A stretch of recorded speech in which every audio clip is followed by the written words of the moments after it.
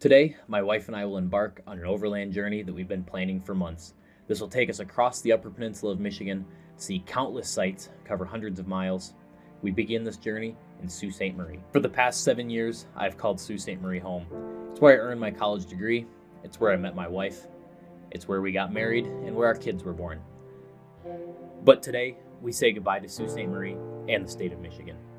We knew before we left there were lots of things we wanted to check off our bucket list, lots of areas we wanted to explore, so we decided to begin planning a week-long overland adventure before we said goodbye. So join us as we explore miles of remote off-road trails, immerse ourselves in the history of Michigan, and search for some amazing remote camp spots all across the Upper Peninsula.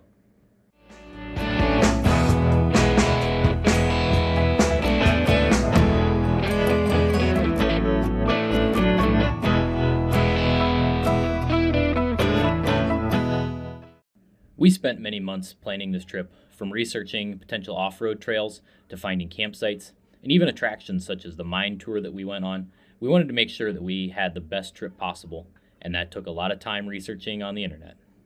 The exterior of the truck features many upgrades, including Diodynamics lights, oversized off-road tires, rock sliders, and a rooftop tent sitting atop an extrusion overland bed rack. This allows the bed of the truck to remain mostly empty and allows us to store other camp goods, such as all of our camp kitchen gear. We mostly cooked on the Blackstone griddle and stored the majority of our food inside this 12-volt fridge. Since we were traveling to a remote part of the state, in addition to our cell phones, we brought a Zoleo satellite communication device and multiple B-Tech radios so we would be able to communicate no matter where we were. The first leg of our trip brings us from Sault Ste. Marie, Michigan, across to Marquette.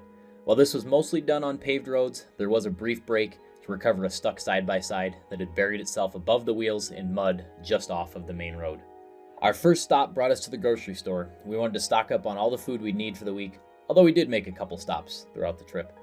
We weren't totally sure about timing for the first night, so we decided to play it safe and reserve a spot in a campground. And I will say, it did have some perks. Day one, I've got some coffee going on the Blackstone here. Nice little fire going.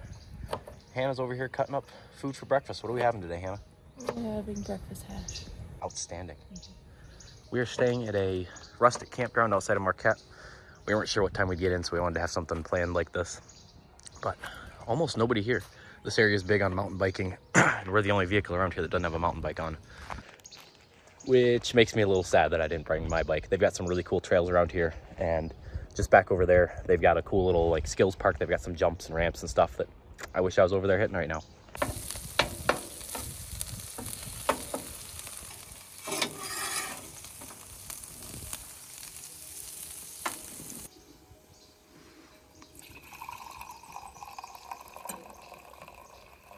We topped off our water jugs at the faucet in the campground before we left. We were carrying over 13 gallons of water, which was more than we needed, but it was nice to know you had it. We made our way over to Sugarloaf Mountain, which is just outside of Marquette and has beautiful hiking trails that offer stunning views at the top. The hiking trails weren't super technical, but they were a bit rocky. There were lots of historical signs all the way up, explaining a lot of interesting facts about the area. When you made it to the top of the reviewing platforms that offered stunning views in all directions, we were able to see downtown Marquette and out into Lake Superior. We even saw a freighter while we were up here. You can also see the stairs that bring you up the last bit of the trail, so you don't have to worry about bringing any rock climbing gear to get up here.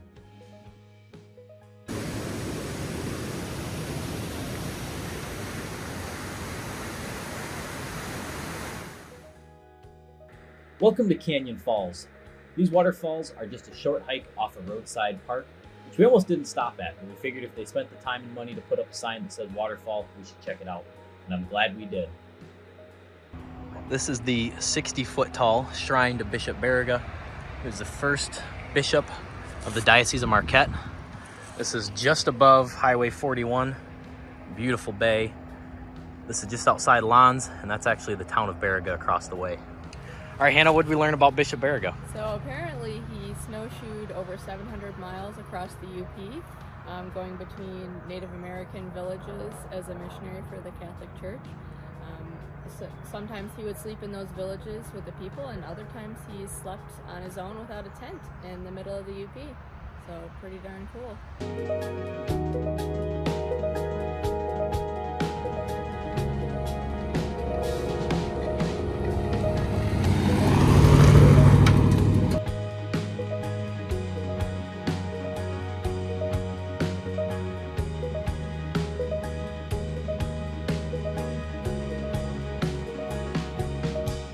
Tonight, we'll be sleeping in the Baraga National Forest. This forest does allow dispersed camping, and luckily there wasn't a burn ban, so we were able to have a campfire.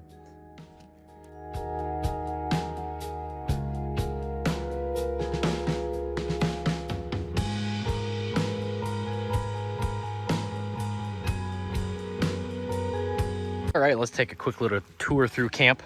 I actually found this using the Overlander app. I just knew the area we were gonna be and started looking around, read some reviews, and this sounded like a perfect camp. Has a little fire ring that was here when we got here, and then I dug it out around it just so I didn't have to worry about starting a forest fire. And I've got my water and a shovel. There you go, Forest Service, if you're watching. Got our little camp kitchen cleaned up from dinner. Looks like I missed a dish. But we did some fish, asparagus, and potatoes on the Blackstone tonight. Worked out pretty well.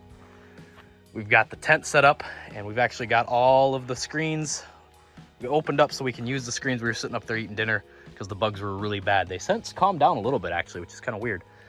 They were just like some gnats or something, which they were almost miserable. We thought about leaving, but it is what it is. It worked out perfectly. Coming around here, we've got the fridge, which is working really well. Talk about that later a little bit more, the issues we had today. Nothing serious, but. And over here, we've got the camp shower. This is the Coleman solar shower. Hannah, what's your review on it? I'd say it worked pretty well. I mean, I don't have too much hair. My hair's not too long, but it's pretty thick. And I'd say I was able to shower relatively quickly and get my hair wet quickly without using a ton of water. So that was really nice. Perfect. Yeah, so this holds about 5 gallons of water. You can see she took a shower and I did the dishes. There's a decent amount of water left, so I think we could easily make it a day or two doing dishes and showering with it. And the best part, we are right on the edge of Thayer Lake. I don't see any houses or really anything else on it. There's this trail here that we were on earlier. Looks like there's a group of people down that way, just waiting for the sunset.